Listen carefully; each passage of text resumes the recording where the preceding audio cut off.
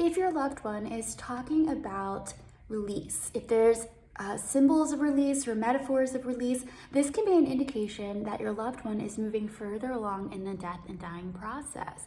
So if they talk about how they feel tied down or chained or trapped, or they just want to go, they want to leave, they want to be released, they want to jump, they want to fly, they want to flee, that sort of thing, this can be an indication that we're moving further along in the death and dying process.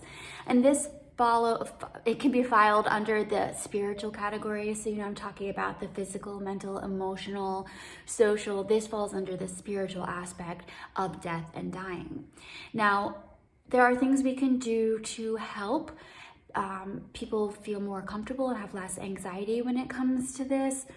It can be a physical thing where they're physically uncomfortable, but again, more often than not, that can be ruled out and dealt with as far as pain management. But this is usually falling under a spiritual category. So the way to help is to, again, not deny it, is to ask questions about it, but also turn to more spiritual means of lessening the anxiety here. So this would fall under the category of doing something, some meaning making or some ritualization to ritualize or symbolize a certain letting go or releasing. So you have to turn to the spiritual side, the religious aspect of this person to understand how best to help them and serve them in this way.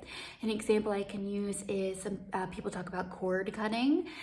You can also talk about Reiki and closing chakras at the end of life after someone dies. That can provide some comfort for someone who feels like they won't be able to actually detach.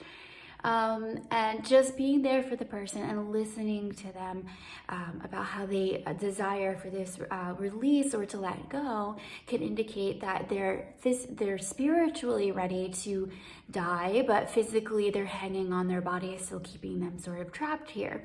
So really there's not a whole lot that can be done unless you can turn to the spiritual community of this individual person if they have any special rituals or sayings or scriptures or anything like that dealing with release of the soul that could bring some comfort. This is just a being there, being present and understanding where we're at. Physically we're still here, but spiritually we're ready to move on, and just being present with the person and listening to them with what they have to say about this particular topic can often provide the most relief for that anxiety. So I hope that helps, and thanks for watching.